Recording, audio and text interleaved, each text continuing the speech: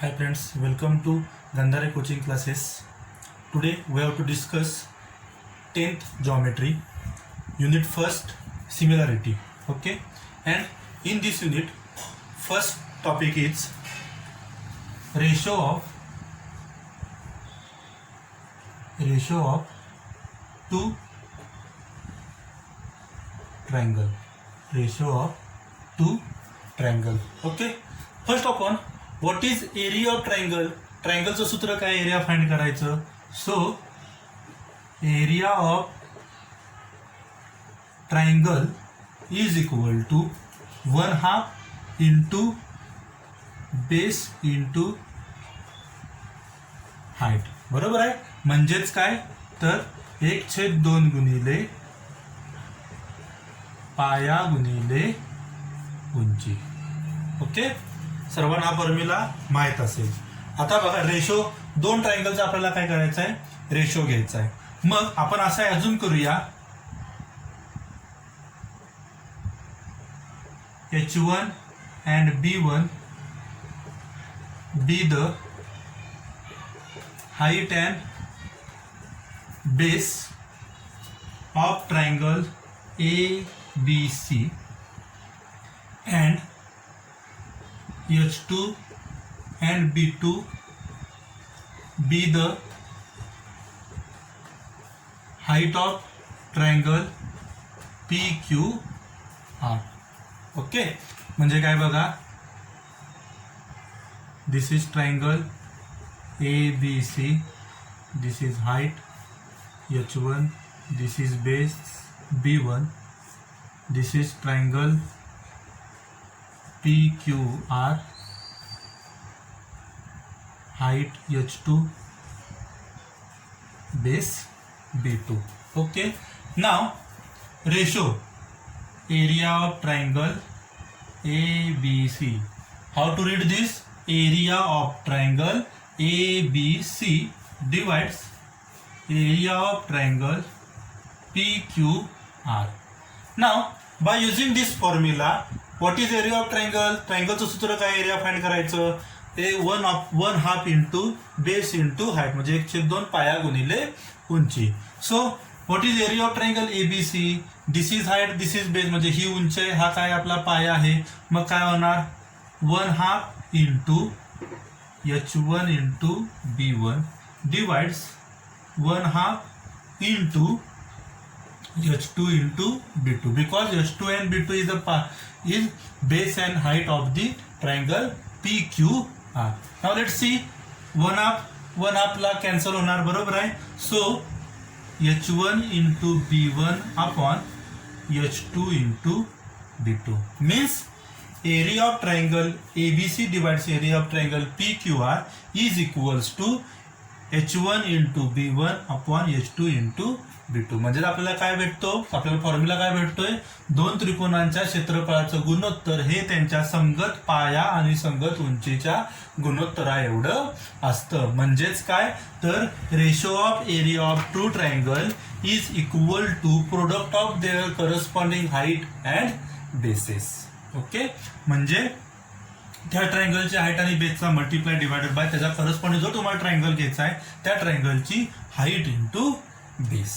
Okay, हा झाला आपला फॉर्म्युला. आता समजा, suppose that if triangle having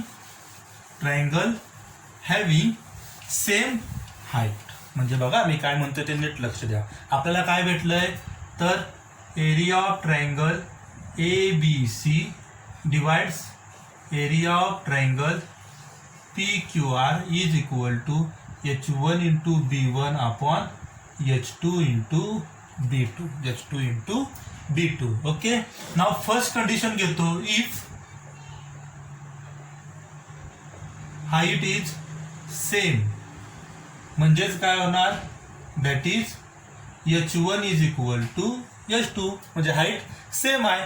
मग तुम्हाला काय भेटणार आहे, so area of triangle ABC upon area of triangle PQR is equals to, म्हणजे proportional to corresponding bases, because H1 is equal to H2. So height ला height काय होणार, cancel out होणार. सो राहिलं काय तुमचं फक्त B1/B2. ओके. आणि second, if base is same, common and so on, that is काय येणार आहे, B1 is equal to B2. असं जर असेल तर आपल्याला काय भेटणार आहे, area of triangle ABC divides area of triangle PQR is equals to H1/H2. Okay. बघा पुन्हा एकदा व्यवस्थित लक्ष द्या, कारण की ह्याच्यावरचा एक क्वेश्चन आपल्याला काय असतो, पेपरला बोर्डाच्या पडतो. Okay. Area of triangle, ratio of area of ट्रायंगल्सचा एक तरी क्वेश्चन असतो. आणि एक लक्षात घ्या, 10वी काय अवघड नाही, पुस्तकाच्या बाहेरचा एक सुद्धा क्वेश्चन पडत नाही. तो बुक मधले सॉल्व्ड क्वेश्चन सुद्धा आणि एक्सरसाइज मधले क्वेश्चन हे तुमचं करणं तुम्हाला भाग आहे. ठीक आहे. काय आलंय बघा मग, area of triangle ABC divides area of triangle PQR is equal to B1/B2 when if height is same. If base is same then area of ratio of area of triangles are proportional to their height, corresponding heights. Okay. हे लक्षात ठेवा. ठीक आहे. ह्यात दुसरं काय नाही, पहिला जो एक्सरसाइज आहे तुमचा तो सर्व पूर्णपणे ह्या 3 फॉर्म्युला आहेत, दिस अँड दिस वन. ओके. ह्या तिघांवर तुमचे फॉर्म्युले काय असणार आहेत, डिपेंड असणार आहेत. आता एक लक्षात घ्या, 2 त्रिकोणांचा पाया कधी समान असतो, 2 त्रिकोणांची उंची कधी समान असती, तर पाया काय तुम्ही समजू शकता. समजा तुम्ही जर असे त्रिकोण घेतले, बघा मी जस्ट तुम्हाला फिगर आउट करतोय. सपोज दॅट हे 2 ट्रायंगल घेतलेत मी, these are the 2 triangles H1 H2 PQRS. नाव base of triangle PQRS is QR and base of triangle QSR is QR. So here base is same. Okay. therefore तुम्हाला काय भेटणार, area of triangle PQR divides area of triangle QSR is equal to QR into H1/QR into H2. QR ला QR cancel होणार, so H1/H2. Base is same. आता height same कधी असते, तर ह्या 2 टाईप मध्ये नेहमी हाईट तुमची कशी असते, सेम. जर दिली असेल तर ठीकच आहे, नसेल दिली तर काय बघायचं, तर suppose that this is a triangle. Okay. I have draw some line MABC. Now let's see, vertex is common, one vertex is common for all triangle. Okay. In this figure जेवढे काय आपल्याकडे ट्रायंगल आहे त्या सगळ्या ट्रायंगलची आपल्याला उंची हे काय, वर्टेक्स काय आहे, तर कॉमन आहे. सो यातला तुम्ही कुठला पण त्रिकोण घ्या, कोणताही ट्रायंगल घ्या, तुम्हाला ह्याची हाईट काय भेटणार आहे, सेम भेटणार आहे. Because vertex is common and base on the same line, म्हणजे एकाच लाईनवर तुमचा काय असणार आहे, बेस असणार आहे. सो हाईट ह्यांची काय असणार आहे, कॉमन असणार आहे. हे लक्षात घ्या. कधी कधी तुमचा समज काय होतो की तुम्ही ही डायग्राम असेल. ओके. आता ही असा हा त्रिकोण असा आहे, म्हणजे हा ऑप्टिस अँगल ट्रायंगल आहे, बरोबर आहे. ऑप्टिस अँगल ट्रायंगल म्हणजे विशालकोन त्रिकोणामध्ये तुम्ही उंची कशी काढता, तर ह्या वर्टेक्स मधून आपण बेसवर काय करतो, परपेंडिक्युलर काय करतो, ड्रॉ करतो. ह्याचा बेस असा पण काढू शकता, हाईट तुम्ही असा पण काढू शकता, पण ही जर हाईट धरली तर हा तुम्हाला काय धरावं लागेल, बेस धरावा लागेल. जर तुम्ही ही हाईट धरली तर, ही हाईट धरली तर हा तुमचा काय असणार आहे, बेस असणार आहे. हे लक्षात घ्या.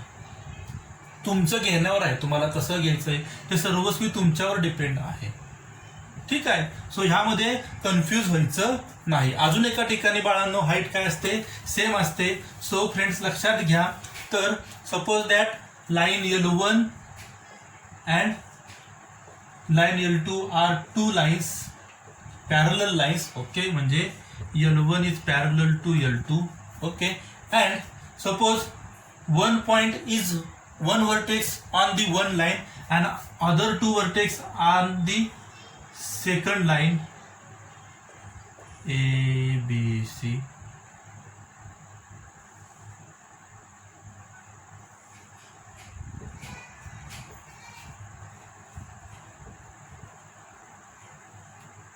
PQR. ओके. मग आता ह्या दोन्ही ट्रायंगलचा म्हणजे triangle ABC and triangle P Q R ह्यांचा हाईट काय असणार आहे, सेम असणार आहे. Because L1 and L2 is a parallel lines, बरोबर आहे, आणि distance between two parallel line remain same constant, बरोबर आहे. सो हाईट काय असणार आहे, सेम असणार आहे. सो ह्यांचा एरिया काय येणार, ह्यांच्या करस्पॉन्डिंग बेसच्या काय येणार, प्रोपोर्शन येणार. ओके, एवढं फक्त लक्षात घ्या. बाकी ह्या पर्टिक्युलर पॉईंटमध्ये म्हणजे एरिया ऑफ रेशो ऑफ ट्रायंगलमध्ये तुम्हाला दुसरं काहीही बघायचं नाही. ओके, आपण एखादं एक्झाम्पल घेऊया.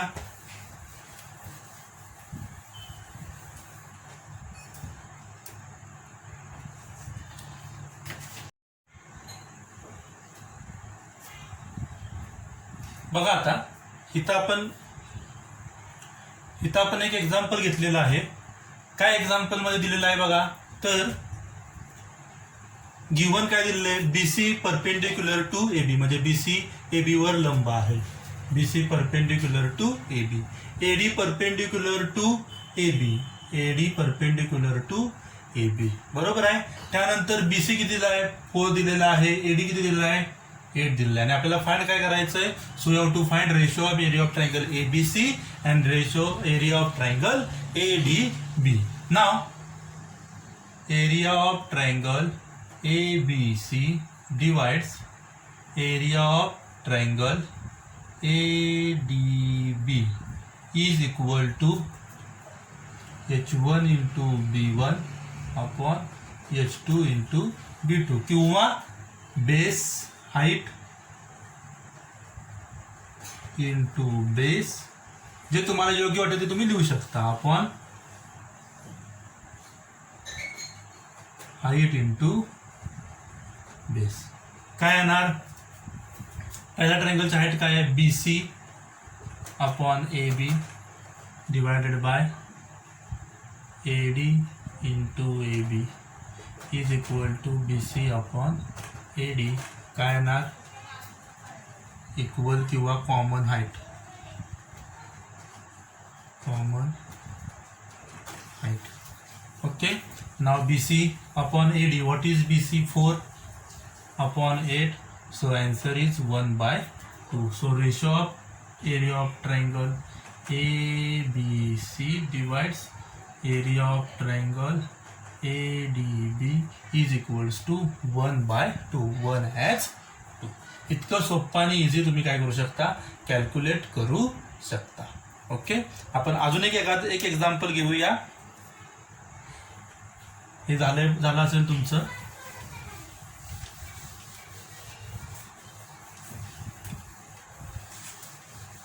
दुसरं एक्झाम्पल आहे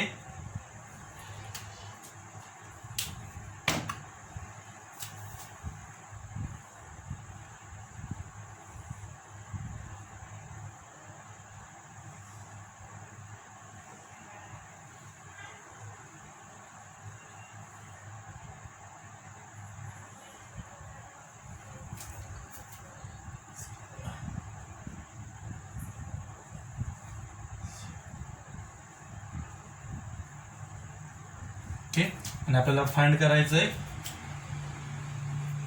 इथं असं दिलेलं आहे आपल्याला, L1 पॅरलल L2. ओके, त्यानंतर आपल्याला दिलेलं आहे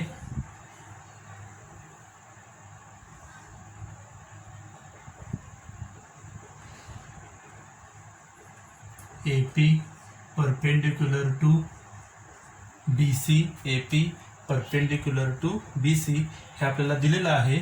आणि आपल्याला फाइंड करायचं आहे area of triangle ABC upon area of triangle DBC, area of triangle DBC BCD जे काय असेल ते आपल्याला फाइंड करायचं आहे. काय दिले बघा, L1 and L2 with the parallel lines, AP is perpendicular to BC. Okay, आणि आपल्याला हा एरिया रेशो काय करायचा आहे, फाइंड करायचा आहे. ओके, मग आता लक्ष द्या काय येणार, हे तुमचं गिवन असणार आहे. सुरुवात कशी करायची सोल्युशनची, given line L1 parallel line L2, AP perpendicular to BC. Okay, नाव आता बघा, triangle ABC and triangle DBC are lies between two parallel line. Therefore, triangle ABC and triangle DBC have same height. Having same height. Okay. आणि जर same height असेल तर आपल्याला काय भेटणार आहे, तर आपल्याला भेटणार आहे therefore area of triangle ABC upon area of triangle DBC is equals to BC upon BC. काय येणार तर इक्वल हाईट, BC ला BC cancel, so 1 upon 1. So area of triangle ABC upon area of triangle DBC is equal to 1 as 1. म्हणजे यांचा ratio काय येतोय, 1 as 1 येतोय. Okay. आणि जर ह्यापुढे तुम्हाला काय प्रॉब्लेम असेल तर मला कमेंटमध्ये तुम्ही सांगा, तुमचे प्रॉब्लेम ते सॉल्व केले जातील. आणि जर काय तुम्हाला शंका असतील तर तुम्ही ह्या नंबरवर कॉल करू शकता. नंबर लिहून घ्या पाहिजे तर.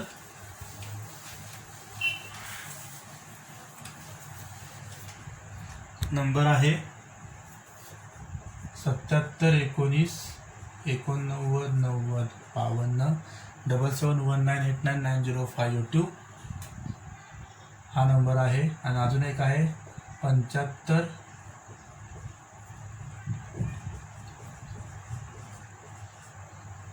7588237949. बोथ आर माय व्हॉट्सअप नंबर. सो तुम्ही या दोन्ही नंबरवर कॉल करू शकता. ओके. Thank you friends.